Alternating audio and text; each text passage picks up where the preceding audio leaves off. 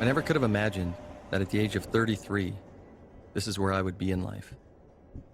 It all seems like one giant blur to me, how everything happened, how I got here. After experiencing everything I've seen, everything I've heard, and everything I have felt, I wish more than anything that I could go back in time and stop this tragedy from the day it started.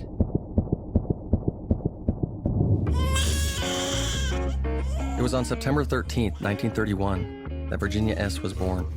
Hoover was in office, and we were still trying to recover from the Great Depression. It wouldn't be until 12 years later, in 1943, that she would become the oldest of the first 11 children ever diagnosed with autism. The world had no idea what was about to come.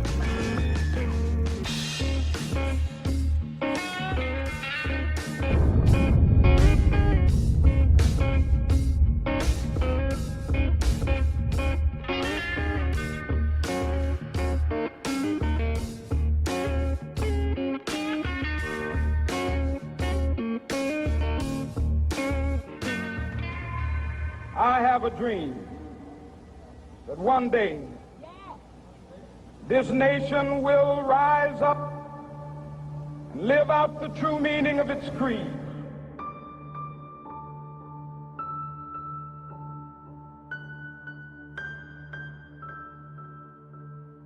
Where were all of the children with autism throughout this time?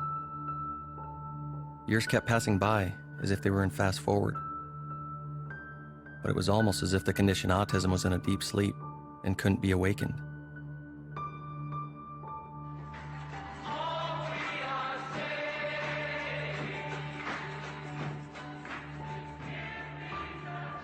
History would give us many opportunities to learn from our mistakes, if only our eyes had been open. But time wasn't waiting for us to learn any lessons.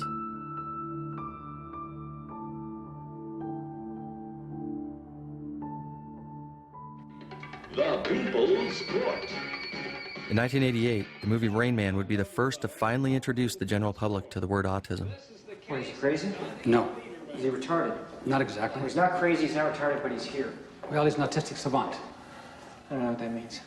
Well, some people like him used to be called idiot savants. They have certain deficiencies, certain abilities. Yeah, but he's retarded. Autistic. People were hearing the word autism for the first time and struggling to understand what it meant. Even though a child psychologist by the name of Leo Connor had discovered autism almost 5 decades earlier, it would remain so rare through this entire period that it was simply never talked about. But that was about to change very quickly, when thousands of families' lives were soon to be turned upside down. To end our week of autism coverage, we're going to tell you about one group of very young children being classified on the autism spectrum at what some say is an alarming rate. By the end of this newscast, one more person will be diagnosed with autism. The numbers are going up so quickly, something has to be done. The numbers are staggering, and there's so much fear about autism. There's so much misinformation about autism. The autism epidemic is on the brink of entering a brand new chapter. These numbers represent staggering 57% increase. That is more new pediatric cases than AIDS, diabetes, and cancer combined. Combined for pediatric cases. We need this entire globe to come in and find the cure because this is a global epidemic. New numbers from the CDC showing 1 child in 68 has autism. That means about 1 million children in the United States are now diagnosed with autism. How could this have possibly happened?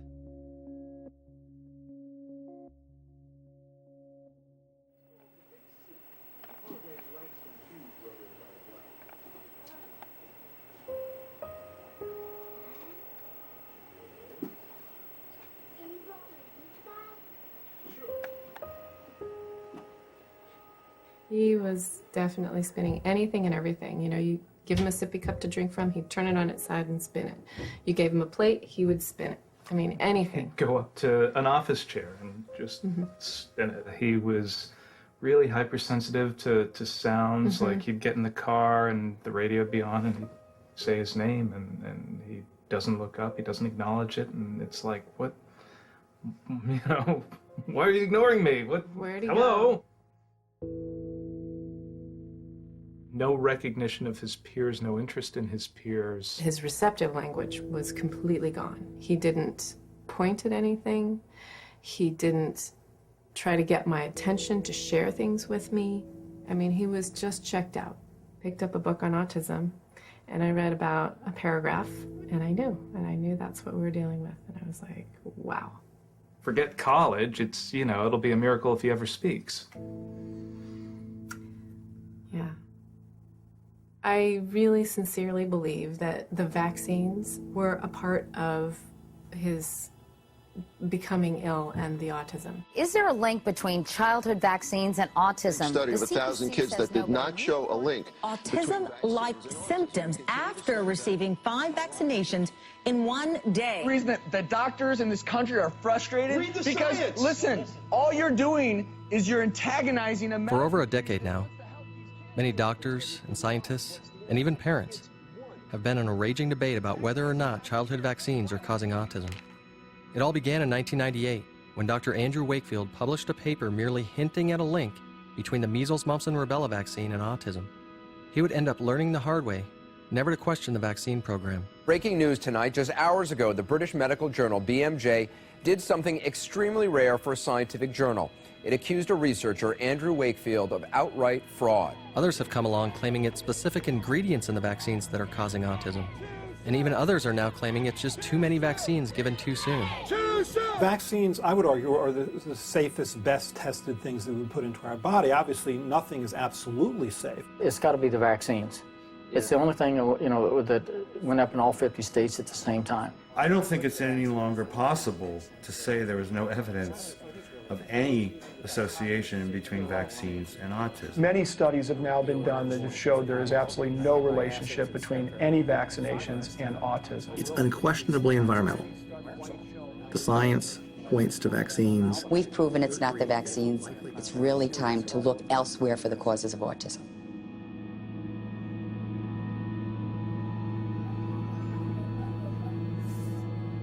Controversial subject, Nancy. Not controversial subject. Well, but controversial for parents who still believe. It is not controversial, Matt. It's time for kids to get their vaccines. If it weren't controversial, you wouldn't be ambushed. No, it's not controversial. I mean, I really mean that. The science is the science. Vaccines are used in the fight against infectious diseases.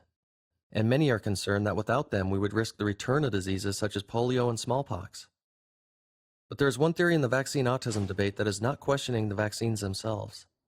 It questions the mercury-based preservative, Thimerosal. Thimerosal, it's an antiseptic preservative, and hasn't that been linked in some cases to autism? Thimerosal was invented by the pharmaceutical company Eli Lilly in the 1920s. Thimerosal doesn't make the vaccine more effective, it's just simply a preservative.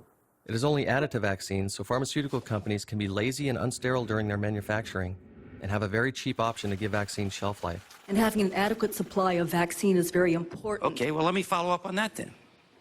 Single-shot vials, does that need Thimerosal? No, they don't, but there Well, are then why don't we have single-shot there are a vials? lot of manufacturing issues associated with switching over. You need much more filling capacity for the lines. You have all the benefit of vaccine without using mercury. Mercury has always been an option. And even though other options are available, the incredible risk of using Thimerosal is taken solely because it's the cheapest. So this theory has nothing to do with the greater good. It has everything to do with the greater greed. In 3 separate cases, a special federal court ruled that Thimerosal, a vaccine preservative containing mercury, does not cause autism. Thimerosal was found to be in vaccines at levels far above all mercury exposure guidelines. And 3 of the test cases in what was called the omnibus autism proceeding would represent thousands of parents from the stance that Thimerosal had caused their children's autism. For families to be compensated, all they had to prove was that it is possible Thimerosal was to blame, and still that argument fell short. The judgment read loud and clear. Thimerosal does not cause autism, except for when it does. The government conceded liability in the case of Hannah Poling, who's now kind of the poster child for the movement. The question is, did childhood vaccines cause a 9-year-old girl from Georgia her autism symptoms? Did they cause it? Over 2 years before the omnibus judgment was made, this same court system had already quietly awarded and replaced Hannah Poling as a potential Thimerosal test case. One of the most disturbing things about this case is that the government did in fact settle, but now the case has been sealed. I think the reason they conceded Hannah Poling was so that the records would be sealed and no one would be the wiser. Back in 1999, 8 years before the Hannah Poling case, the Centers for Disease Control had run their initial analysis of Thimerosal and found a major association with autism. Transcripts from a secret meeting in 2000 to address these findings were very clear regarding one of their concerns. Then, just over a year later, as we all witnessed a national tragedy, others saw this as an opportunity. There are a lot of tough decisions that will be made as we develop and discuss and debate how to move forward. In November of 2002, Congress passed the Homeland Security Bill, which created the Homeland Security Department, and the whole country woke up the next morning and it was reported that late at night, right before the bill was passed, somebody had slipped in a secret rider that would have dismissed all lawsuits against Eli Lilly and other vaccine companies for having put this mercury-based preservative in vaccines.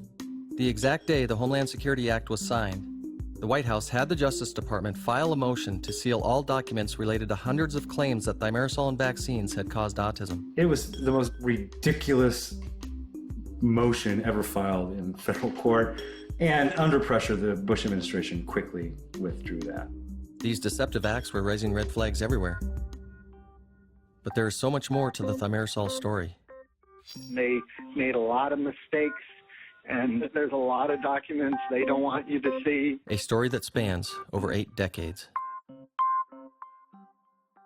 Why did you start researching autism? I got a tetanus shot on my 29th birthday, which is back in 2004.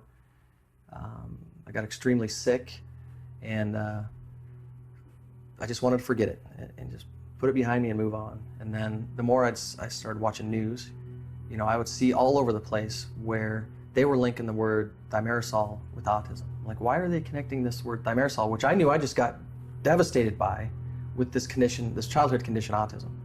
So at that time, I realized, okay, it's time to start looking into the word autism. He basically just like woke up like a different person. Like he went out one night with his friends and, sorry.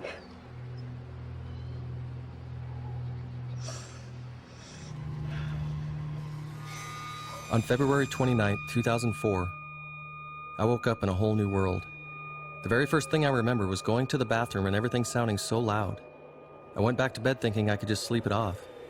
But there was so much noise inside my head that I was not able to sleep at all that day, or that night. And by the next morning, I knew something was very wrong. I had no idea what was about to come.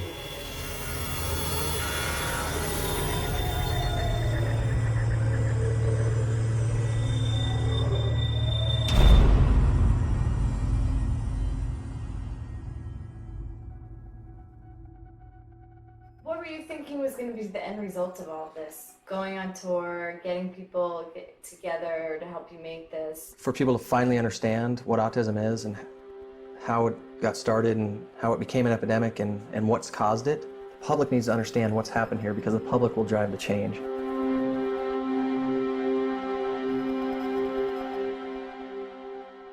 The first thing to note about thimerosal was it was patented by Eli Lilly scientists in 1927. So Eli Lilly did an experiment on humans. There was an epidemic of meningitis in Indianapolis. And Eli Lilly's in Indianapolis, Indiana. 144 people came down with bacterial meningitis infections of the brain. And what Eli Lilly did is took a subgroup of those people and they exposed them to thimerosal. Extremely high doses. It was a 1% solution. So they were giving doses to humans of thimerosal that were killing animals in the laboratory.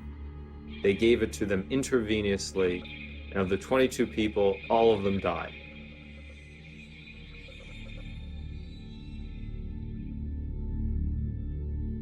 Based on experience of giving these doses of thimerosal to these 22 persons, they said that thimerosal or merthiolate, they're the same thing, had a very low order of toxicity for man. That is the only safety study ever done on thimerosal, is that he told them that it was safe when he gave it to 22 people, all of whom died, most of whom died within a day. We were wondering if there's somebody we could talk to regarding the history behind like thimerosal and the whole controversy behind it. Is there somebody we could talk to about that? Behind what now? Pittman Moore bought thimerosal from Eli Lilly as a preservative for dogs. And what they found out, this is 1935, we have a letter that they wrote back to Eli Lilly where they stated that it caused so many reactions in the dogs that they said it was unsuitable for use in dogs. There are hundreds, maybe thousands of studies from the early 1930s through the present that have called into question the use of thimerosal in every single kind of product. And a particularly interesting one was in 1948, there were so many complaints that the AMA, the August American Medical Association, put together a blue ribbon panel to study what they should do and recommend about all these complaints that were published in the literature.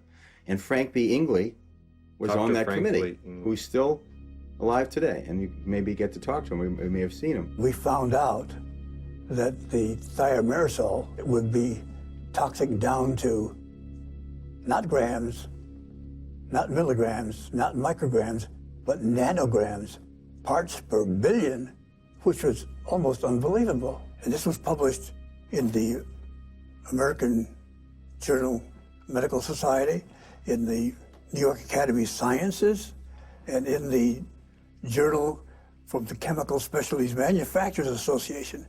And it didn't make a wave. There wasn't a ripple. No one seemed to care. I'll just make sure that someone calls you back regarding what they have information-wise, okay? Excellent. I appreciate that. Mercury is one of the most toxic elements on the planet. Much more toxic than lead. 2 parts per billion is the Environmental Protection Agency's limit in drinking water. 200 parts per billion is the level in liquid the EPA classifies as hazardous waste. 50,000 parts per billion is the concentration of mercury in most thimerosal-containing vaccines. Society has put in place several institutions to take care of kids. First is the FDA. They're supposed to license vaccines, affirmatively prove they're safe. They have failed. The second institution, CDC, is supposed to mandate vaccines, again, based on safety and need. They have failed. The third group to protect kids is the doctors, the American Academy of Pediatrics. They have failed, partly because they can't be sued, partly because they're bought off by industry and government contracts. The fourth group, industry, they're normally responsible for ensuring safety because they can be sued if they make an unsafe product. They're off the hook too. Frank Ingley's studies in the 40s and 50s confirms that thimerosal is not effective as a preservative and extremely neurotoxic. Eli Lilly does nothing. A 1967 study in applied microbiology finds that thimerosal killed mice when added to vaccines. Eli Lilly does nothing. A 1977 study reports 10 of 13 infants treated with thimerosal for umbilical cord infections die of mercury toxicity. Eli Lilly does nothing. A 1983 study concludes that not only is thimerosal extremely toxic to cells, but it is also capable of changing cell properties. Eli Lilly does nothing. A study in 1986 finds that thimerosal has the strongest irreversible lethal effect. Our own CDC, FDA, and AAP remain completely asleep at the wheel, allowing Eli Lilly to continue doing nothing. When I was a little boy, we only got 3 vaccines. But my children, 5 of my 6 children, got 22 vaccines. Beginning in 1989, that's the thimerosal generation. That's the vaccine generation. And it's the sickest generation in the history of this country. During the exact 5 decades that autism remained asleep at 1 in 10,000, children would receive 4 DTP shots, totaling 100 micrograms of mercury. But between 1989 and 1992, the levels of mercury would be increased, and the autism rates would start rising. We added a new vaccine to our schedule, HIB, Haemophilus influenza B, which is a terrible disease, and I think it's really important to vaccinate against that. But that too contained 25 micrograms of mercury, and that was a series of 4 shots. So now we're up to 200 micrograms exposure. And then they added the hepatitis B vaccine, 3 shots, 12.5 micrograms each. You expect that the drug companies would make sure that those vaccines are safe, and you have trust. Unfortunately, most people have trust that the vaccine companies are looking out for the safety of your children, but apparently that's not always the case.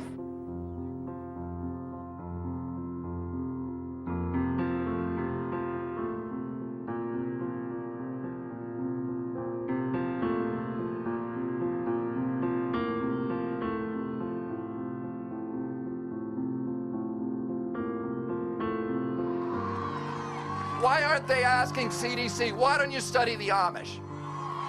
You know, why don't you study these homeschooled kids? 30,000 homeschooled kids studied by the UPI and no autism in that group. So we know what the truth is, and these mothers know what made their child sick.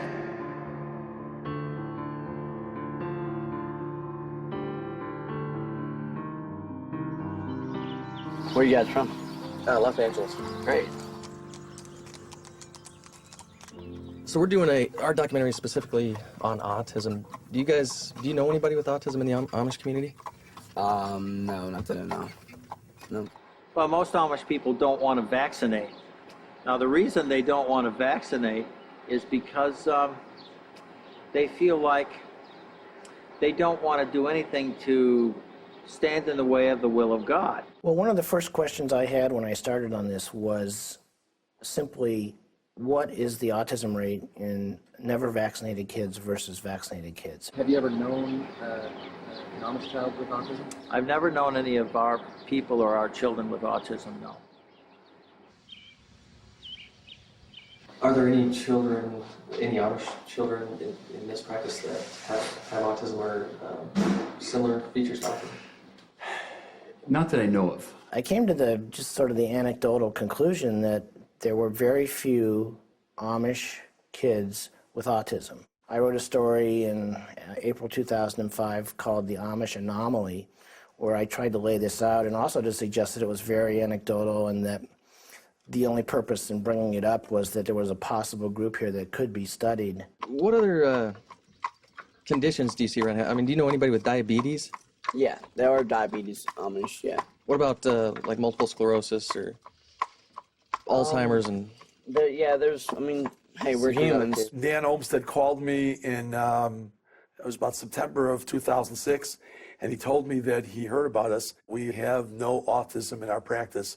There may be a couple of cases that we don't know about, but with 30 or 40,000 children we've taken care of, it would be inconceivable that we didn't know of 50, 75, or 100 cases. And since the majority of these children are not vaccinated, there's very strong evidence that there's a connection between autism and something about the vaccine program. I think that the public health officials have been too quick to dismiss the hypothesis as irrational. Dr. Bernadine Healy was the former head of the National Institutes of Health. She stood up against her own colleagues and said they are deliberately avoiding this research because they are afraid of what they might find. There may be the susceptible group. The fact that there is concern that you don't want to know that susceptible group is a real disappointment to me. At first, I really didn't know what to think of it all. I just knew that something was really wrong because he just really changed. I felt like I woke up that day in a world that was way too loud. I immediately started seeing ear doctors who would quickly diagnose me with severe sensitivity to noise, but not one of them could figure out why. Like, can you hear that? And he would constantly say that to me, can you hear that? We were sitting in this very quiet restaurant, and we were sitting at the table after dinner, and Eric says, "Do you hear that noise?" And it was bothering him. It just really bothered him. And we already knew that he was having some issues. And all it turned out to be was a blooming coffee pot, I think, that was back behind just making coffee. It was just making a little noise. We couldn't even hear it. Over the next several weeks, I became very sensitive to light, and my vision became distorted with tracers. Many of the muscles and nerves in my head, face, and neck were becoming so tense that I was unable to relax them. I started seeing ear, nose, and throat doctors and other specialists trying to get some type of answer. I couldn't sleep, I couldn't focus at work, and I could no longer ignore disturbing psychological symptoms that were starting to make me very scared. He kept telling me he felt like he was going crazy and he didn't know what to do about it. I was desperately hoping this would all be over soon, but everything was just getting started.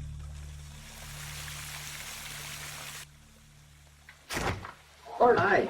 How's it going? Good to see you. Good to see you. Dr. Mark Geyer and his son David both believe mercury is the cause of autism, but the many studies they have published linking mercury to autism have been picked apart by the medical community. They have also been highly scrutinized for attempting to recover these children with treatments that many consider dangerous. Got him. Regardless if the Geyers are right or not, they have both played a pivotal role in this issue for years now. Children are receiving large doses of mercury at intervals that far exceed all the federal agency guidelines, and not by 5-fold, but by over 100-fold. In 1971, Dr. Mark Geyer was featured in Time magazine, the New York Times, and Newsweek for a medical breakthrough that was almost deemed revolutionary. But the times have changed. Once known as brilliant, many are now calling him a quack because of his stance on mercury and autism. Yeah, no, I mean, well, maybe we can talk about this on camera. I think, it's the good thing about science is it's really independent of scientists. I mean, good science stands and bad science doesn't. The Geyers science hasn't stood. Dr. Paul Offit is the national expert from the side that claims mercury does not cause autism. Yet he has no expertise in either autism or mercury toxicity. His only expertise in this subject lies in his conflicts of interest. Why isn't it a conflict of interest? Because as I sit on the Advisory Committee of Immunization Practices and make recommendations for children in this country, the only thing I consider is exactly how I would treat my own children. Dr. Offit holds a $1.5 million research chair at Children's Hospital funded by Merck. He holds the patent on an anti-diarrhea vaccine he developed with Merck. Dr. Offit's share of vaccine profits, unknown. Ask you often what studies he's done. Yeah. He hasn't done a study. I mean, at least if you talk to one of the guys that did a study, maybe you don't agree with the study, but he doesn't have any studies. You've had a definitive test, as far as I'm concerned, regarding thimerosal safety. I mean, that study that Bill Thompson performed at the CDC in 2007 that was published in the New England Journal of Medicine was a wonderful study. The lead author of this study is a senior CDC scientist who for over a decade now has played a major role within the CDC to disprove a link between vaccines and autism. I think that stands as a definitive study. The Thompson study was not done on any children with autism or autism spectrum disorder. They eliminated those that were most likely to be vulnerable to thimerosal damage before the study even started. They're not doing what they should be doing because they're afraid to look for things that might be associated. I was just sitting at my desk preparing for lecture, and my cell phone rang, and it was Bill Thompson. I see that on the New England Journal of Medicine paper, you were pressured to downplay the relationship between thimerosal and ticks. Well, let me just say this. I did a follow-up study because I wanted my opinion on the record. There was a definitive statistically significant association between thimerosal and ticks. Ticks are like 5 times as common among kids with autism. He said, you've got to understand, when the CDC sees a vaccine adverse association that they don't want to report, they put a bunch of scientists in a room together and they work for hours and hours until they can get that association to go away. And that's almost a verbatim quote of what he told me. I shoulder that the CDC has put the research 10 years behind, all right? Because the CDC has not been transparent, we've missed 10 years of research because the CDC is so paralyzed right now by anything related to autism. Something is just horribly wrong within the CDC. Jump it. There's probably not a real increase in autism as much as there is a real increase in diagnosis and a real increase in awareness that that's what's going on. Show me where all the 30, 40-year-old autistics running around right now if we're not in the middle of an epidemic. When I first started in 71, you didn't hear autism. The last 20 years, we've seen a higher rise, not just the learning symptoms, but the fact that they can't control their anxiety, their anger, they can't control themselves.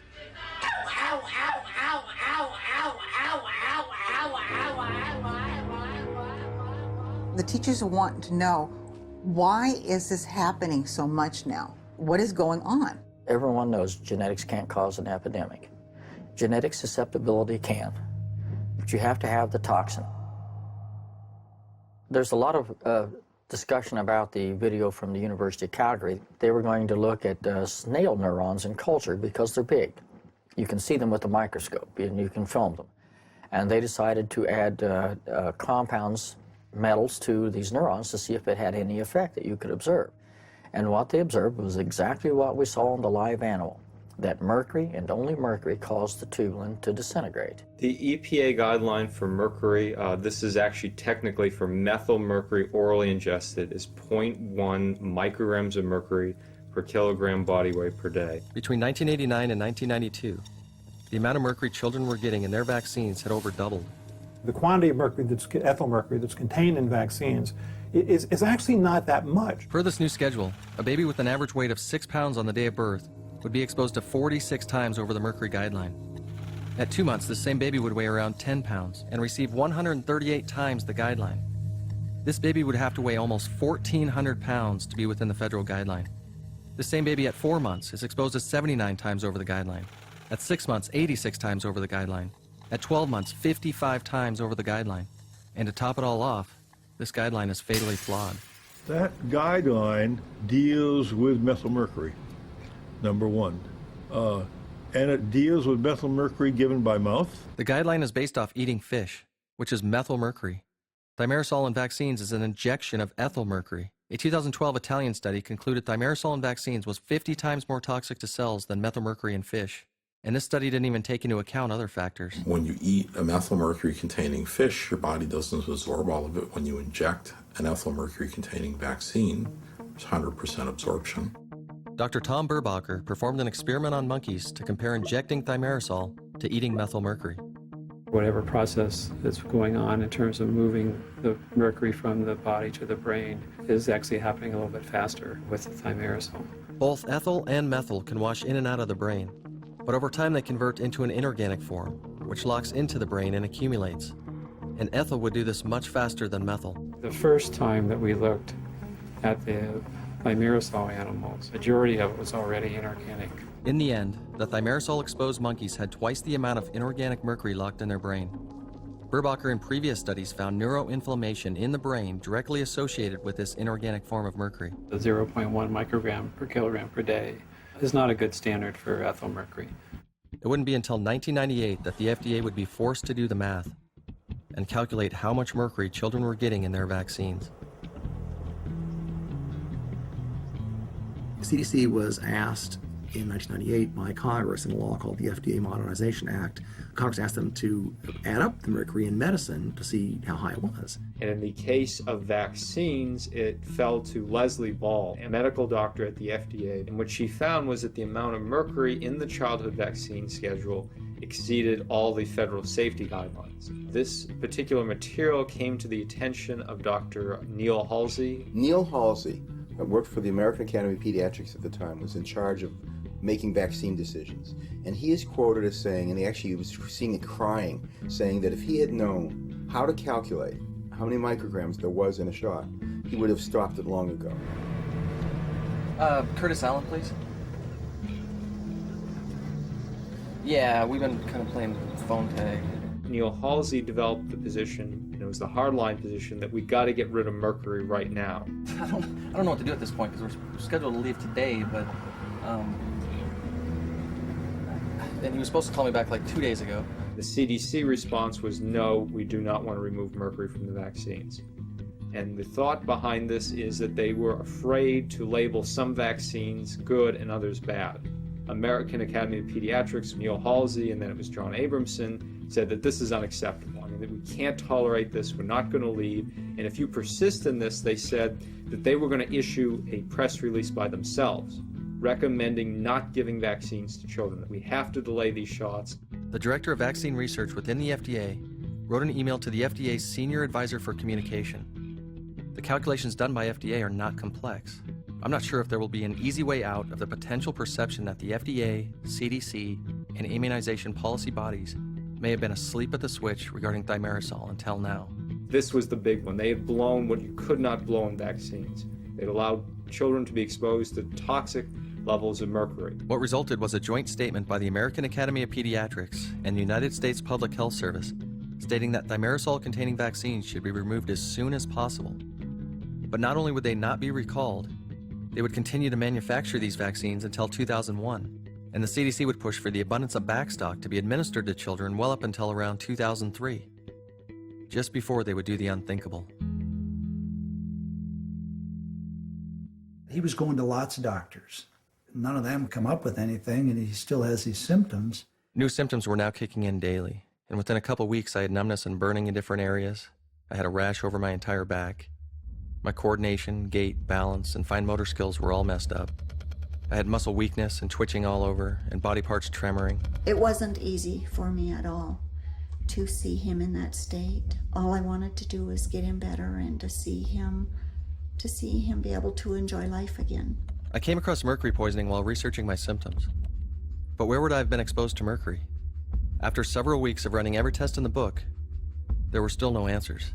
Every little symptom that he had, he just really started to like research and start trying to put them together. I walked backwards in time, identifying symptoms such as dizziness and shakiness and other symptoms that had started even in the weeks before my ear symptoms. It was kind of like the stars like almost aligned. My symptoms led me back to my 29th birthday. This was the exact day everything had started. We were building a fence in our backyard, and he had like knelt down to pick up something and scraped his head with a rusty nail. I got a tetanus shot within an hour of scratching my head on that nail. I sat up to my laptop and typed 4 words into Google, and I hit enter. He came to me and was like, you know, like, remember when I got that tetanus shot? I pulled out the waiver I signed before getting that shot, and I couldn't believe my eyes. There was mercury in it, an amount where I would have to weigh 551 pounds to be within the federal guideline. Now he knew what he had, but he wanted to know why. But the answer to why would have to wait, because my physical symptoms were about to be surpassed by something far worse.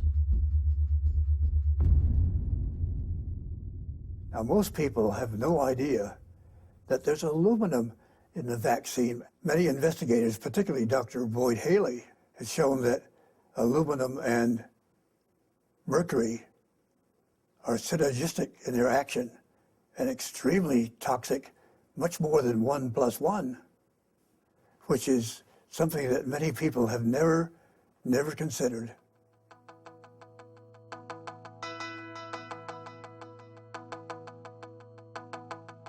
We did the study with neurons in culture, added aluminum, and found aluminum was only slightly neurotoxic by itself, and that thimerosal was significantly toxic by itself. But when you put the two together, at one point in the dying of the neurons, when you had 10% death with the thimerosal alone, you had over 60% death with the thimerosal plus aluminum.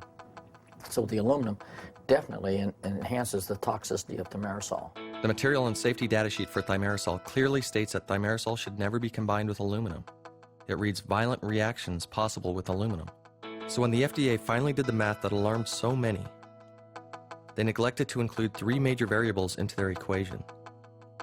Ethyl mercury injected with aluminum. Imagine what the math would have shown then.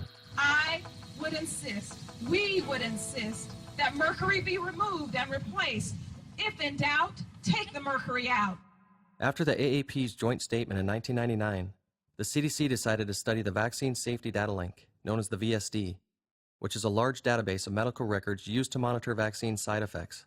Robert Chen, who was the guru of the Vaccine Safety Data Link, he was the one who set it up, volunteered the Vaccine Safety Data Link is a way to basically affirm the fact that thimerosal was safe in the vaccines, and they would do studies in the VSD to prove it. Around October, November of 1999, there was a young researcher who was visiting for a while to work for about a year or so at the CDC, named Thomas Verstraeten. He was an epidemiologist from Belgium. And they said, run the numbers, Tom, see what you can find. We saw 5 different permutations of this study appear over a period of 4 years.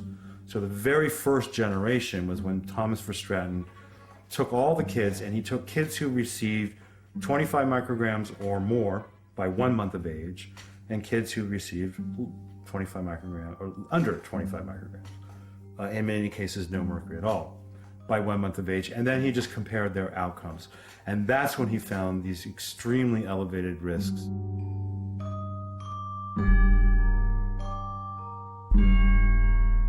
A relative risk is the risk of developing a disease relative to an exposure. For example, a relative risk of 2 would mean that a child has 2 times the chance of developing autism when exposed to thimerosal, compared to a child who was not exposed to thimerosal. Verstraeten's first generation of findings consisted of 2 different analyses, one in November and another in December of 1999. In his November analysis, he found a relative risk of 7.62 for autism.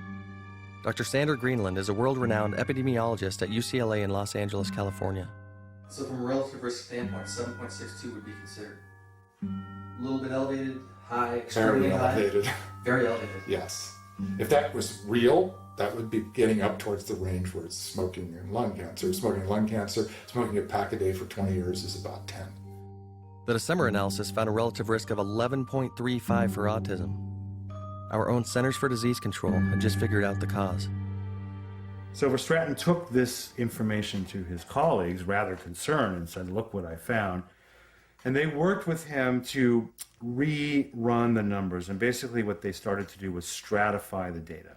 So they started breaking the kids down into, say, birth cohorts. The more you stratify data and break it down into subgroups, the smaller the subgroups become, and you start to lose statistical power. They also started eliminating, they basically eliminated about half the children from the study using exclusion criteria. There are emails from Verstraeten to his colleagues saying it just won't go away. As you'll see, some of the relative risks increase over the categories, and I haven't yet found an alternative explanation. Please let me know if you can think of one. So they reran the numbers using all these new criteria, and they ended up in the second generation with a relative risk of 2.48. They ran the numbers a third time. It just kept going down and down and down, and the signal kept going away, but it would not disappear.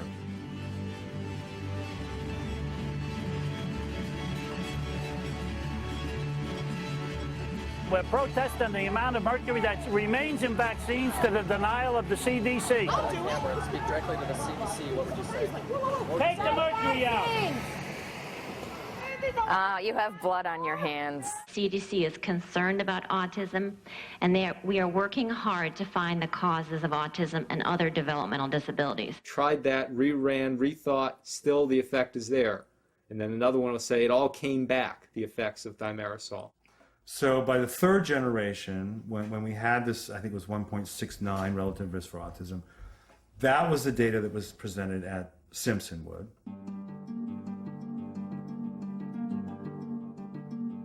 The CDC invited other federal agencies and pharmaceutical companies to a private 2-day meeting at the Simpsonwood Conference Center about 45 minutes outside of Atlanta. They wanted to convene an outside panel of experts in this area to try and review the findings so far that had been gleaned, to review the discussions that had taken place within CDC at that point. By this time, the autism risk had been watered down to 1.69. But Verstraeten had been finding a link between thimerosal and a whole array of developmental disorders. I'm not even sure if they knew it was being recorded, but it was, and a transcript was made.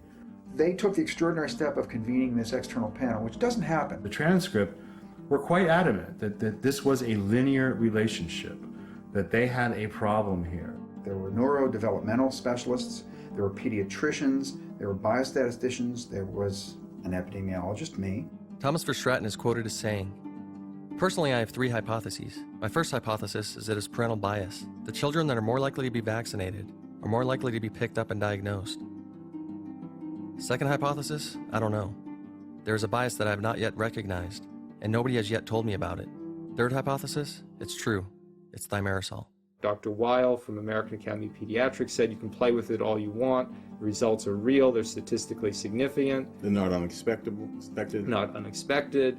Other people like Dr. Clements from World Health Organization said, you know, we could have predicted this outcome before we did the study, and now we're left hanging. And we should have never done this study. We should have never done this study. Now, other scientists were worried, not so much from a medical point of view, but from a legal point of view. They were worried about lawsuits. They were worried about people suing the drug companies. There was enough evidence there. Toward the end of discussions, the participants were asked to vote on a scale of 1 to 6 how serious they felt these findings were. Most of the people who did vote voted 1 or 2. In other words, not very serious. Of course, they were members of the public health establishment with a big vested interest in the vaccine program. One of those who voted a 1 was the chair of the panel himself. I remember the chair of the panel's grandson being born, or the announcement happening literally as we were in the middle of discussions. Stood up and said that earlier that morning he had been called out into the hall because his first male grandson had just been born, and there was no way that they were going to vaccinate that baby with thimerosal. Sir, would you all raise your right hand, please? Do you solemnly swear to tell the whole truth and nothing but the truth, so help you God? I do. Seated. I was chairman of the Government Reform and Oversight Committee, and we did about 4 years of investigation into vaccines. I had scientists come from all over the world and doctors from all over the world to discuss it before my committee, and that's how we came to the conclusions we did. If there's any question whatsoever about mercury and vaccine, if there's even a question, Why in the world are you continuing to immunize kids with something that's questionable? You can't, give me an answer. I don't understand it.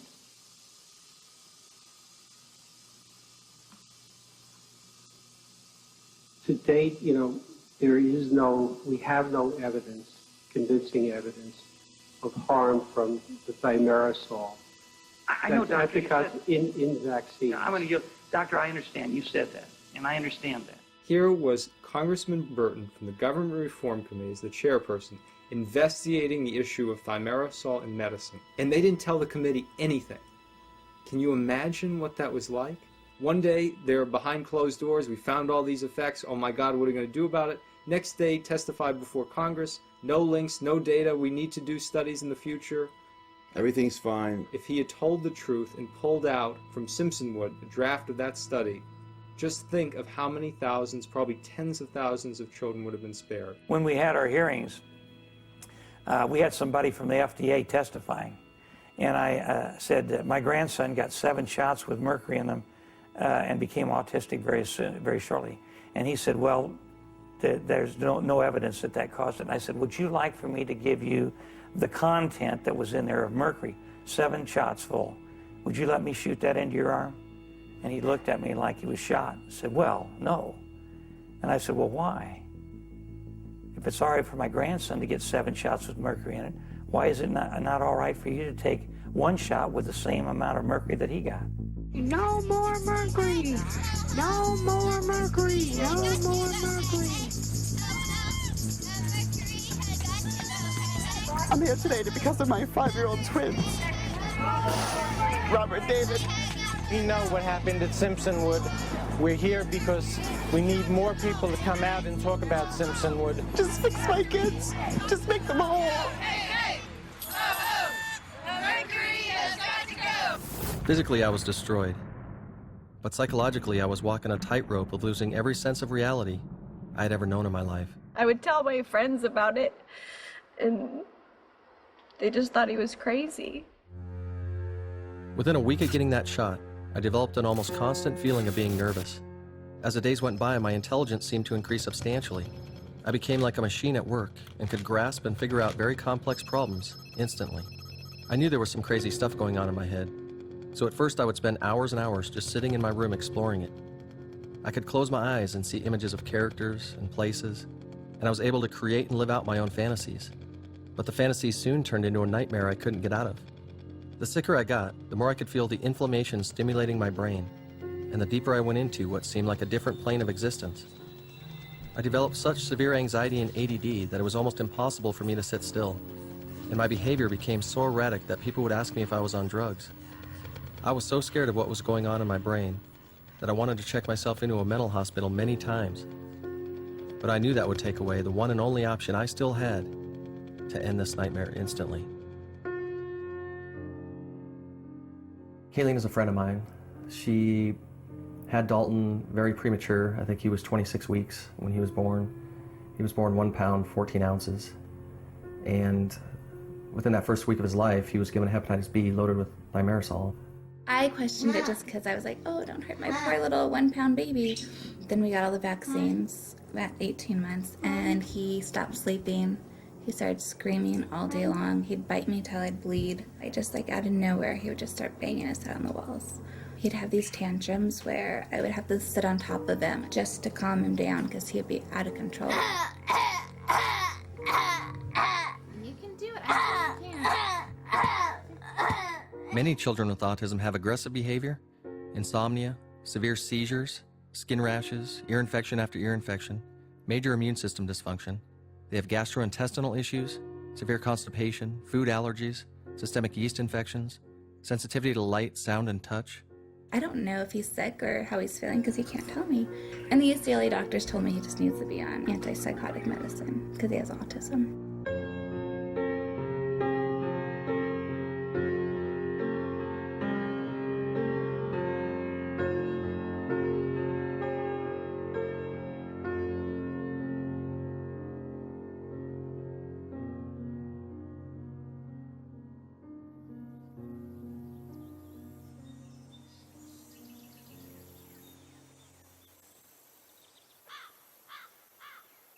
1 month after the Simpsonwood conference, Thomas Verstraeten sent an email to voice his frustrations over the pressure he was under to reduce the relative risks. I do not wish to be the advocate of the anti-vaccine lobby and sound like being convinced that thimerosal is or was harmful, but at least I feel we should use sound scientific argumentation and not let our standards be dictated by our desire to disprove an unpleasant theory. That was basically the end of Verstraeten's tenure at CDC. Once he said that, he was doomed. Then a year later, the fourth generation was presented at the Institute of Medicine committee meeting that was held in 2001. There were 2 IOM meetings on vaccines. The Institute of Medicine, known as the IOM, was paid by the CDC to perform 2 separate reviews of the evidence in relation to vaccines and autism. The first was the 2001 IOM, and by this time Verstraeten's 4th generation showed a relative risk for autism that had once again been lowered, this time to 1.52. When Verstraeten presented his data that morning at the IOM, he said, as of 8 o'clock this morning, I no longer work for the CDC. I am now an employee of GlaxoSmithKline, and I'll be going back to Belgium to work for their Brussels office. Well, Glaxo, of course, is a vaccine maker, uses thimerosal, and is a defendant in a lot of lawsuits. The 2001 IOM concluded the link between autism and thimerosal is biologically plausible. They emphasized the need to perform biological and clinical science. After the IOM 01 report that found biologic plausibility, the trial lawyers came out of the woodwork and were filing class actions in civil court, and we're kind of gearing up the whole litigation machinery to go after industry. And Eli Lilly came along with a rider, Homeland Security Act, that would have given the vaccine companies permanent immunity from suit. 10 years ago, it was 1 in 10,000. Now it's 1 in 250. A 40-fold increase in 10 years. And we had the audacity to take the only tool that these parents had out of their hands to sue the pharmaceutical companies that manufactured that. Dan Burton was, of course, furious, and he tried to stop it on the House side, but it was too late at that point. It did pass. And when it came time to vote in the Senate side, they could either vote down the Homeland Security bill or vote it in with this rider from the House. And that's what they did. They voted it in. Had I been notified, I would have been down here on the floor debating it very stringently because we've been studying this issue for 3 years. Initially, a lot of people thought that Bill Frist had inserted this rider. He was the Senate Majority Leader, Republican at the time. Bill Frist had major ties to Eli Lilly and had previously attempted to protect them from these lawsuits. Frist said, no, it didn't come from me. You might want to check with the White House. Before becoming vice president under Ronald Reagan, George Bush Sr. was a director on the board of Eli Lilly. His vice president's family owned controlling interest in Eli Lilly, who was a major contributor to the Bush Quayle campaign for the presidency. It was this administration that would over double the amount of thimerosal children were being exposed to in their vaccines. His son George W. Bush's current budget director was Mitch Daniels, who was vice president of Eli Lilly. Sidney Terrell, Eli Lilly's current CEO at the time of the Lilly rider, just so happened to be a member of George W. Bush's Homeland Security Advisory Council. And the White House said, no, it wasn't us. We think it may have come from Senator Frist. The parent community just erupted in a unified sense of outrage. Those of us who understood what that meant organized a letter writing campaign, a faxing campaign, emails, phone calls into Congress, and as one person described it, brought the Senate to its knees. In January, in a technical amendments bill, it was taken out. So it was it is still remembered on the Hill as one of the few times when a public outcry has forced an abrupt reversal on such a sleazy rider. Congressman Dick Armey finally admitted that he did it. He was quoted as saying, "I did it, and I'm proud of it." Our enemies are innovative and resourceful, and so are we. They never stop thinking about new ways to harm our country and our people, and neither do we. The CDC would perform one final generation of the Verstraeten study, this time without Verstraeten. And then they got the brilliant idea.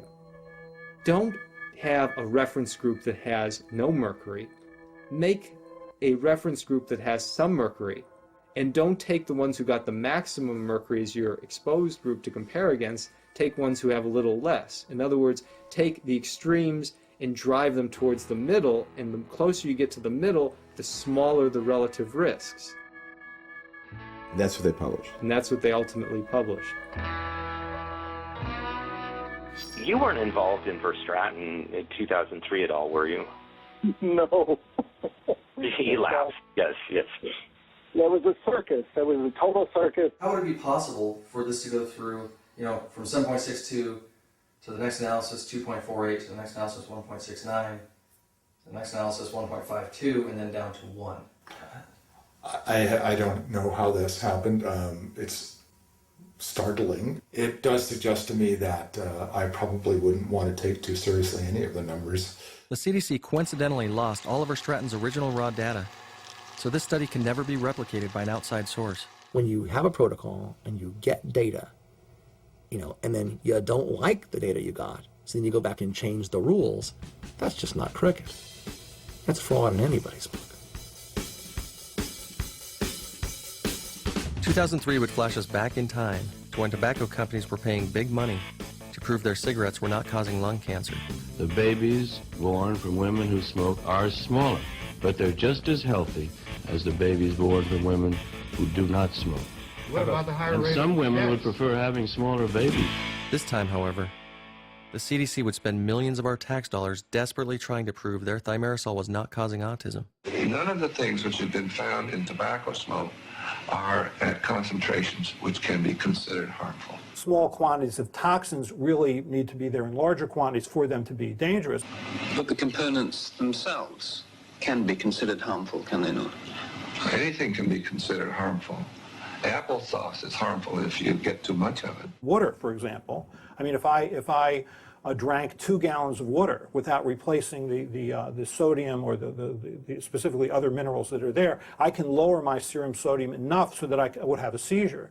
Does that mean that water is a neurotoxin? No. I don't think many people are dying from applesauce. They're not eating that much. You're telling us that there is no link? Is that correct?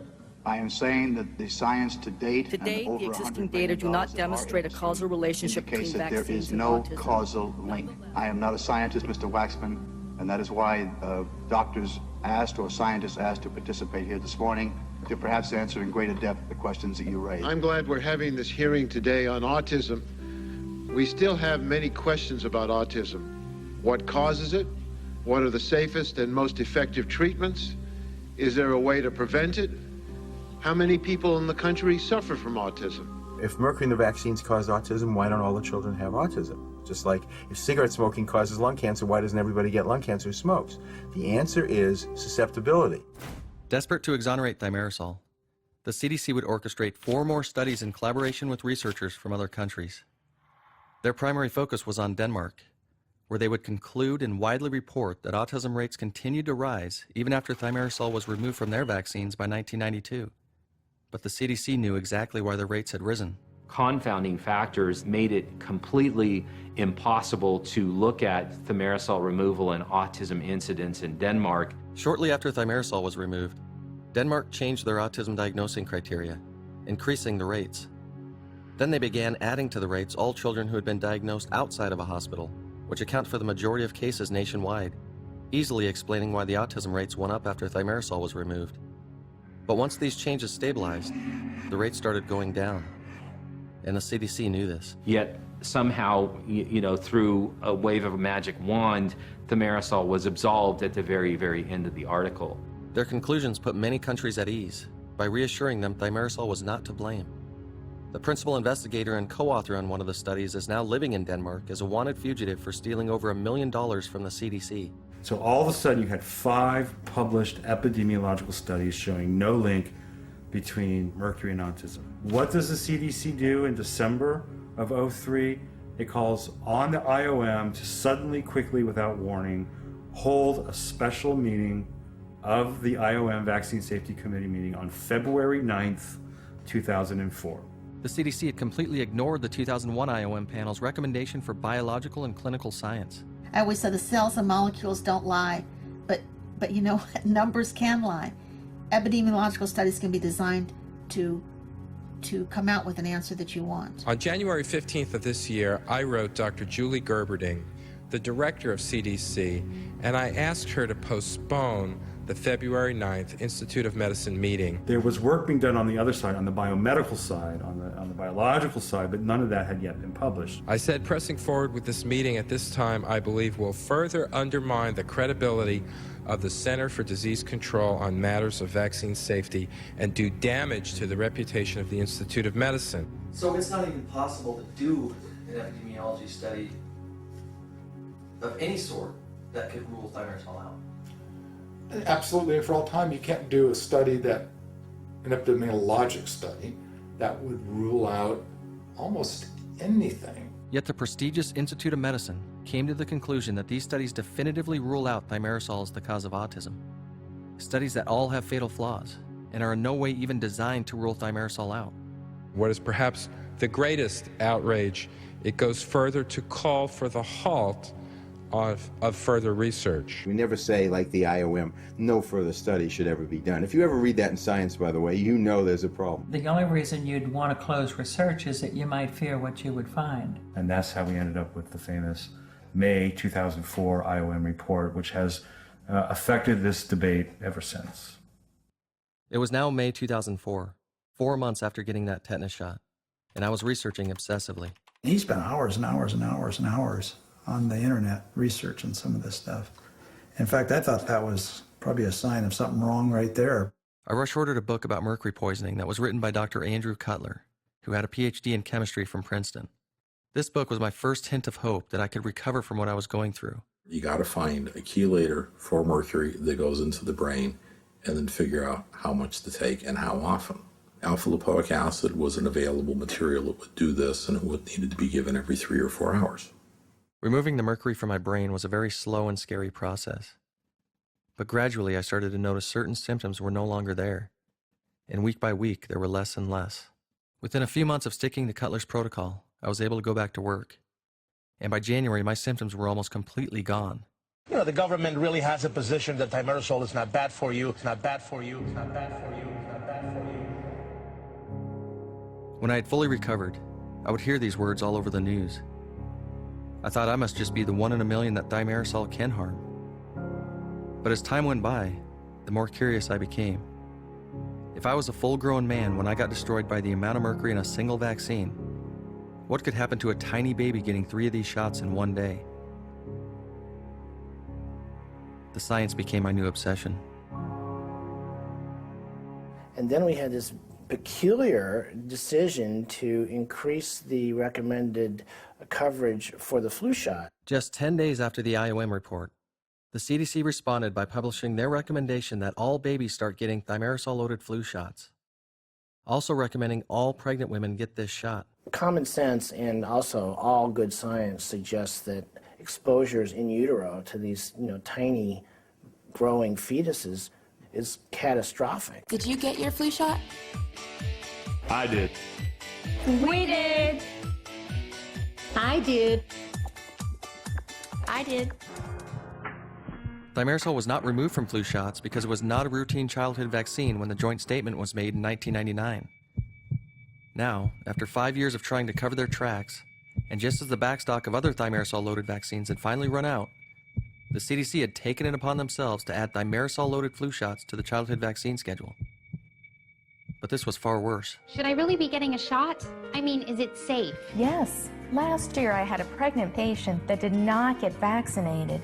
She ended up getting very sick from the flu and had to be hospitalized. Oh, that's terrible. How can they recommend thimerosal-containing vaccines to pregnant women now? I don't know why they still give it to pregnant women. Like, that's the last person I would give mercury to. Yeah.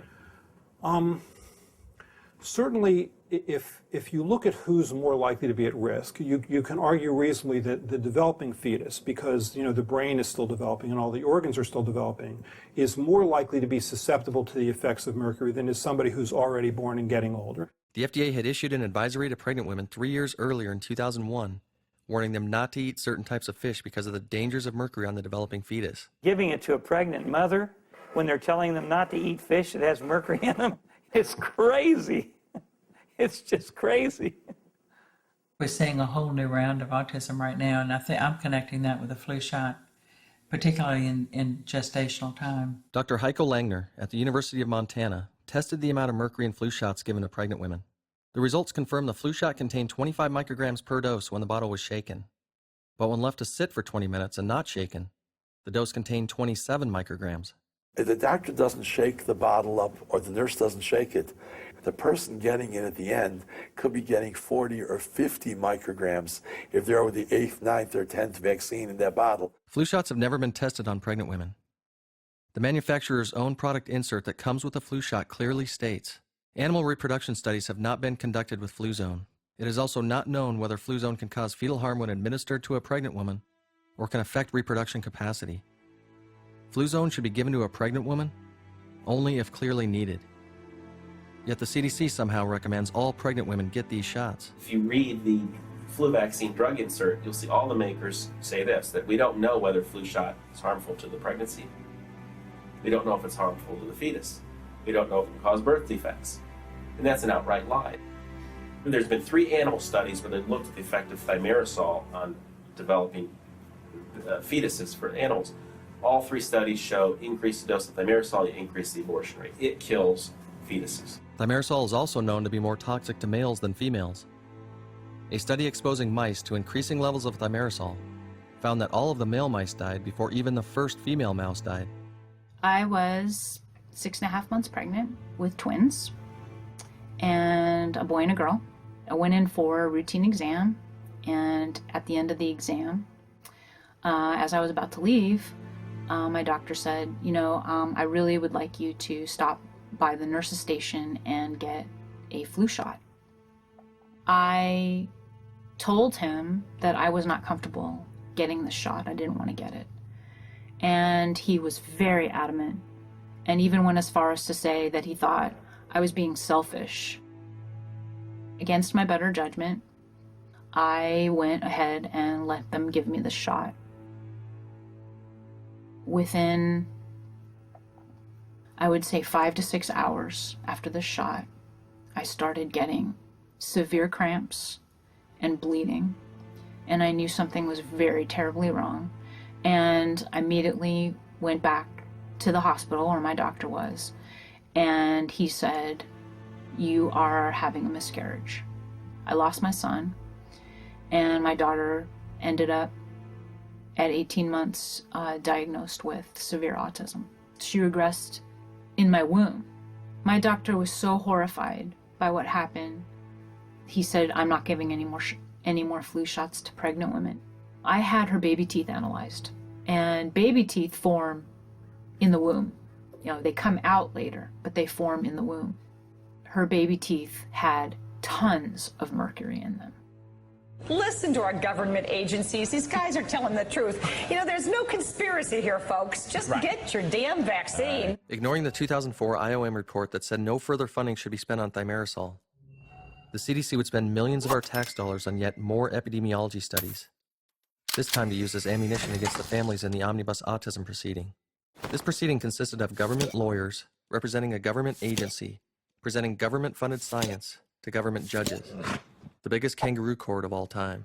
Hazmat crews worked quickly to clean up a small amount of mercury Friday. Everyone was freaking out. Firefighters say a teacher and a student noticed a small trace of mercury in a water fountain and called 911. Schools are shut down, and hazmat is called in if even a thermometer breaks or any time mercury is spilled. Yet these same schools are turned into flu shot clinics that are injecting the same substance directly into every child's body. This is not an issue anymore. This is getting to be something out of science fiction. CDC has dug in so far, they can't back out. Because them to say now, oops, we're sorry, I think the public would be very unforgiving. Many accused the CDC of acting like a lawless maverick with their vaccine program, somehow thinking they could make up their own rules as they went, completely disregarding any federal exposure guidelines, disregarding all required safety testing, disregarding warnings and product safety data sheets, disregarding study after study showing how toxic thimerosal is, and worst of all, disregarding a very similar mercury tragedy of the past. There was this very interesting disease called pink disease, acrodynia, in the 30s, 40s, and 50s, and eventually scientific consensus came about that it was caused by inorganic mercury in teething powder. And interestingly, only 1 in 500 children exposed to the mercury develop pink disease, which again strongly suggests a genetic susceptibility. Acrodynia, otherwise known as pink disease, became more prevalent as the teething powder became more commercial. There's descriptions of kids with pink disease rocking back and forth and banging their heads and not playing with the other kids and losing eye contact and having insomnia and not wanting to eat and many of the things that we see in autism. And if you look at the literature, mercury can do these things. A study published in 2001 compared all known symptoms of mercury poisoning to all of the known symptoms of autism. You can line them up line for line, word for word, and mercury poisoning looks exactly like autism. A study out of Australia showed that 1 in 25 grandchildren of acrodynia victims had autism compared to the general population at 1 in 160, strongly suggesting a genetic susceptibility to mercury. So pink disease was inorganic mercury rubbed into the skin or the gums in kids who were roughly, 6 months to a year of age. Whereas the theory with autism is it's ethyl mercury injected directly into newborn babies or pregnant women.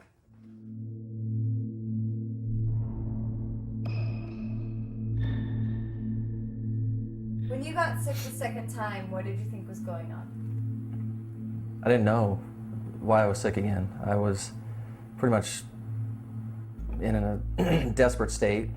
I knew all my symptoms had come back. My doctor in California kept asking me, did you get a flu shot? Did you get any type of vaccine? And, he was actually started talking about other sources. All of a sudden, he asked me if I had been exposed to any broken fluorescent light tubes. If you break one, there's mercury in it. I'm taking all those light bulbs out of my house. In fact, I want to introduce a bill to get mercury out of those light bulbs or get those light bulbs out of America.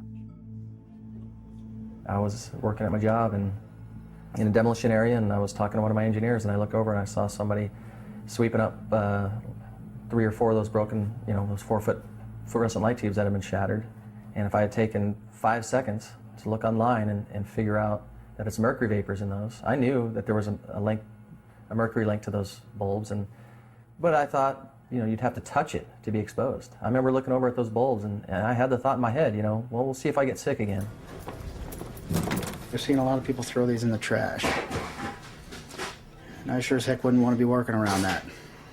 I was so focused on the word thimerosal that I left myself vulnerable, and here I was sick again because of something else besides thimerosal. A year after recovering from the tetanus shot, all of my symptoms had come back with a vengeance. I had already recovered from this once, so I knew I could do it again. I brought him home 3 months after that second exposure, and his physical state was the lowest it had ever been. This time my symptoms were not slowly disappearing like they had before. They were only getting worse. He was in total distress. I think that was his very lowest point too. I think at that point in time I just recognized something with him, that he was to the point of no return. I was searching for stuff to give him a reason to hang around. The CDC's focus remains solely where their liability rests. But mercury is a cumulative poison, meaning you must account for all sources of exposure or you will be grossly underestimating the risks. You've got over 1,000 tons of mercury out there in people's mouths in the United States. It's the largest repository of mercury anywhere, is what people are walking around with in their mouths. We're going to take the coffee pot that hasn't been used in a long time, and we're just going to place the amalgam in here, say, for 10 seconds. 1, 2, 3, 4, 5, 6, 7, 8, 9, 10. Then we're going to dry it off so people can't say that it's water vapor. And we're going to place this now. Just what happens when you take a drink of hot coffee and you run it across your amalgam, so you release a little bit more mercury. The mercury levels in the fetus that are born to a woman with amalgams will have higher tissue levels of mercury than the mother, from the mother's fillings. New research suggests the placenta removes mercury from the mother's bloodstream and concentrates the mercury in the fetus. people used to joke, it's kind of a macabre joke, but if a woman is mercury toxic, one of the most effective ways for her to detoxify is to have a baby, because the baby will draw a lot of that mercury out of her. Just like an individual person accumulates mercury as they age, the industrial world is accumulating mercury as it ages.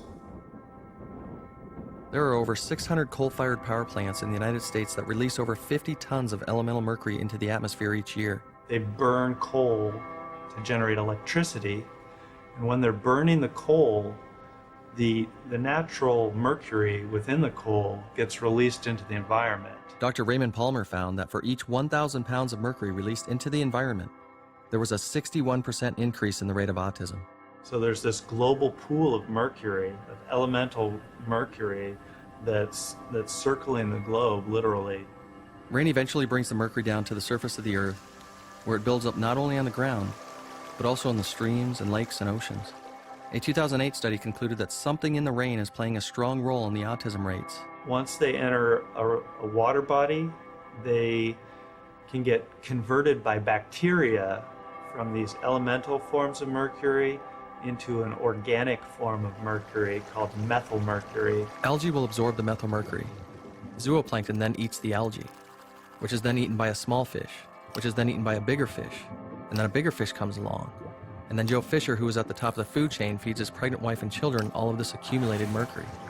Another 100 tons of mercury is released in the United States each year from municipal waste incinerators, chlorine plants, mining, cement plants, steel mills, automobiles, furnaces, crematoriums, and others. The projection is that by 2050, the world's mercury levels will almost double, and we're already at a very high level. We are literally saturating the entire atmosphere and the planet we walk on with this incredible neurotoxin. So once mercury's in the living environment, you can't get rid of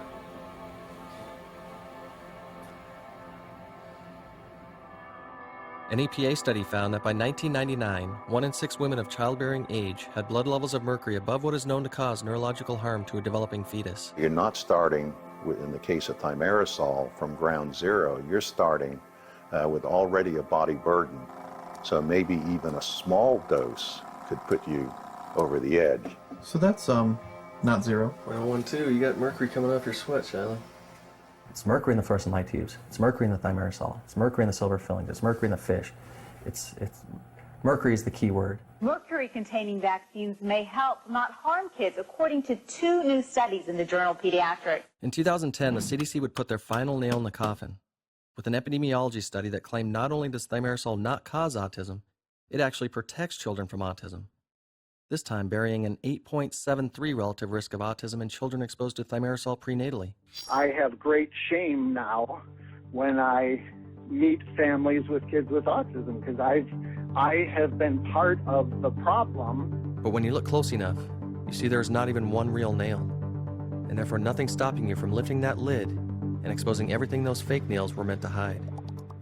There are 4 to 5 boys to every girl with autism, and studies have been published linking it to testosterone. But Boyd Haley would go beyond this and actually demonstrate why. When adding thimerosal to a petri dish of brain neurons, he found about 5% neuron death by 3 hours. When testosterone was added to a different petri dish, all of the neurons were still alive at 3 hours. But when he added testosterone with thimerosal, 100% of the neurons were dead. Testosterone makes mercury much more toxic. He did the same experiment with estrogen and found that it actually protected the neurons from mercury. Glutathione is the key component a child needs to excrete mercury, and researchers have identified specific genetic mutations in children with autism that slow down the normal activity of the exact pathways that just so happen to make glutathione. Dr. Jill James' research confirmed that autistic children have much lower levels of glutathione than typical children. Dr. Amy Holmes would provide the next piece of the puzzle, finding children with autism had much less mercury in their first baby haircuts, meaning they were not excreting it like typical children. She also found the lower the hair levels, the more severe the child's autism. Dr. Jeffrey Bradstreet would take it one step further by administering a chelating drug that binds to mercury and transports it out through the urine. Now all of a sudden, autistic children were dumping out mercury compared to typical children. A study by Dr. James Adams showed children with autism had over 2 times more mercury in their baby teeth. A study out of Harvard looking at brain samples found autistic brains had almost twice the amount of mercury.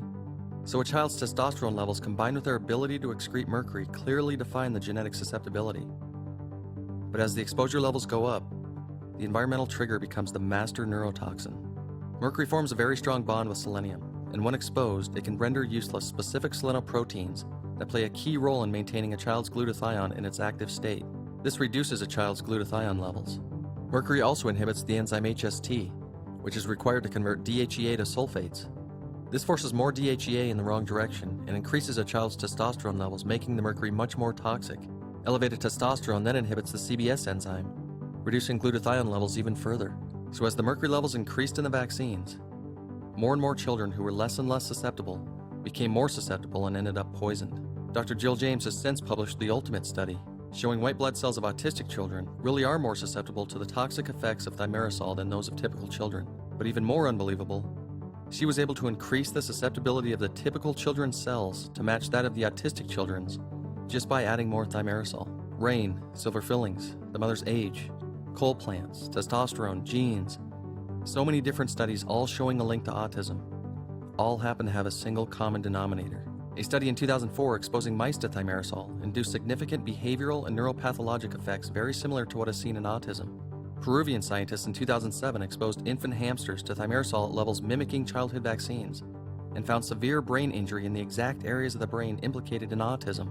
A study in 2010 exposing voles to mercury induced two of the hallmark characteristics of autism. Other studies performed on mice and rats and monkeys all found toxic effects on the brain and behavioral changes similar to autism. Sick voles, sick mice, sick hamsters, sick monkeys, sick children. But no need to worry. I'm sure the CDC is working on another epidemiology study. Walking backwards even further, you see that someone left their fingerprint at the scene of the crime. The exact year thimerosal was introduced into childhood vaccines is the exact year the oldest of the first 11 children ever diagnosed with autism was born. What else on this planet was introduced in 1931, increased in exposure around 1990, occurred in all 50 states at the same time, explains why some are born with it and others regress after vaccines, was given to children far beyond safety guidelines yet remains undetected in blood, hair, and urine, affects boys more than girls, explains why some are more susceptible than others, induces animals into autism, caused a condition similar to autism in the past, explains the exact symptoms they have, explains the CDC's behavior, and explains what many think is impossible, the recovery of these kids. That time of year again, time to start thinking about those flu shots. Ooh. Also, there's a possible treatment for autism that some say is curing children. Baxter Burley looks and acts like a normal 6-year-old because he is. That's why it's hard to imagine that at age 3, he had full-blown autism. The same regional center that gave him the diagnosis, the same group of people, reversed his diagnosis. Something else that reversed, the amount of mercury in his system. It went from a high level of 13 to what's considered almost negligible, 0.5. No longer considered autistic. No longer considered autistic. That was a big day. We actually call it the day he lost his diagnosis, we call his second birthday.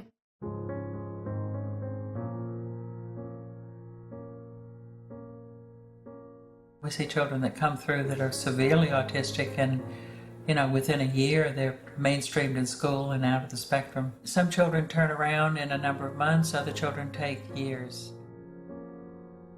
We started with the special diet. We started with lots of supplementation geared at healing his body, helping his body detox from the heavy metal exposure he had.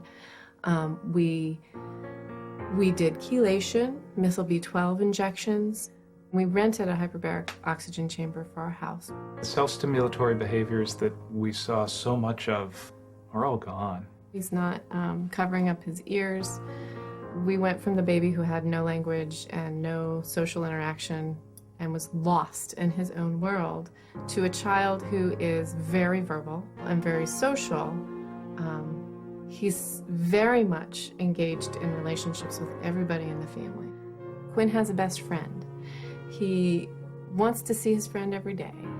His friend wants to see him. Are you filming a movie? Yes. Yeah, and they're following me everywhere. He'll say, you know, when I had autism, and then talk about something that we weren't aware of how he was feeling. Imagine what could have been done to recover these children starting clear back in 1999, when the CDC first realized what was causing autism. Over 12 years later, they continued to tell the same old story. CDC is not certain how much. Well, there's no simple explanation for the increase. Due to changes in the definition of autism or an improved recognition. Diagnosis and increased recognition. And even though some doctors are recovering these kids, the CDC continues to waste even more critical time by turning a blind eye to it. How much longer will we allow those who have caused this epidemic to be in charge of solving it? It's a puzzle, and we're putting all the pieces of the puzzle together that way. We're sending Thimerosal containing vaccines all over the world. They're taking it out of children's vaccines here in America, but they're still putting it in vaccines they're sending to third world countries. So my colleagues, if you're concerned about Africa and India. 13 years after the AAP's joint statement to remove Thimerosal as soon as possible for U.S. children, the AAP and the World Health Organization convinced the United Nations not to remove Thimerosal in vaccines for developing countries, reassuring the delegates of these countries there is nothing to worry about. They were like giving us guarantee to be rest assured. There's been no case of adverse effect reported in any part of the world. They dislike us enough without them finding out that they're now getting more autistic children. But I'm afraid that's a real possibility. You can lose a whole generation from mercury. So why should they accept to have it introduced in the vaccine? What's your response to people who are just going to blow you off as being anti-vaccine? This has never had anything to do with being anti-vaccine. You know, I'm not anti-light bulb.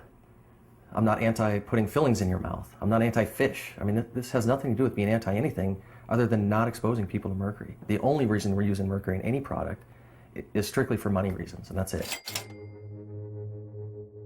Julie Gerberding, who was the director of the CDC, went on to become president of Merck's $5 billion a year vaccine division.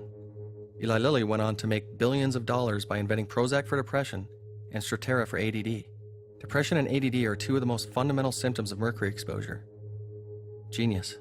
Baseline exposures to mercury continue to increase exponentially, while the CDC continues to push flu shots on pregnant women like never before, with yet another epidemiology study. Women who had the flu while they were pregnant were more likely to have a child later diagnosed with autism. So the question is, if you're pregnant, can you, should you get a flu shot? Yes, yes, yes. And I would say it now goes beyond that. If you are a woman of childbearing age, if you think you're going to get pregnant or want to get pregnant, could get pregnant, yes, do it. Get your flu shots to protect your baby from autism. Get your flu shot now. All right, doctor's orders. In 2009 and 2010, pregnant women were given a second mercury-loaded shot for the swine flu. This has never been done before. Yet the CDC likes to claim mercury was removed and the autism rates keep going up. They removed mercury from all vaccines, and they're still seeing autism rates on the rise. Can you explain this for us? They forgot to mention the latest autism rate is based on children born clear back in 2002. Those who received the backstock of Thimerosal vaccines and then got flu shots starting in 2004. There is no mercury in the routine schedule of childhood vaccines anymore, except maybe just trace amounts. There is biologic plausibility right now. I really do believe there is, to say that Thimerosal causes autism-like features. By September of 2006, I had been sick for so long that I no longer knew what it was like to feel normal. I remember the exact moment that I finally realized I wasn't going to get any better.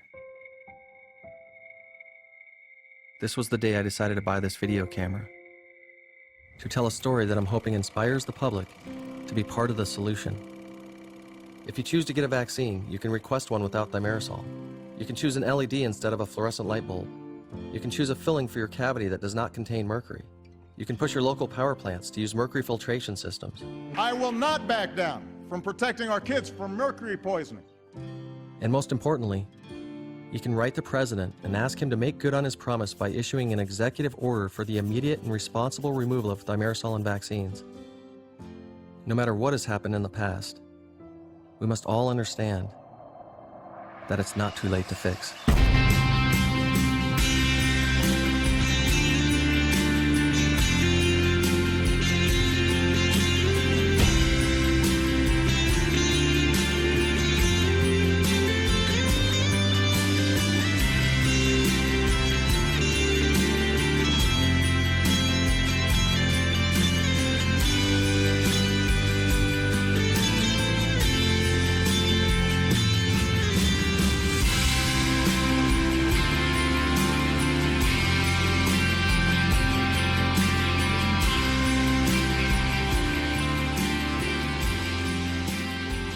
And after days and months, and even years of going after the science and trying to get myself better, the exact thing I had set out to do that September day was finally finished. And by this time, so was my sickness.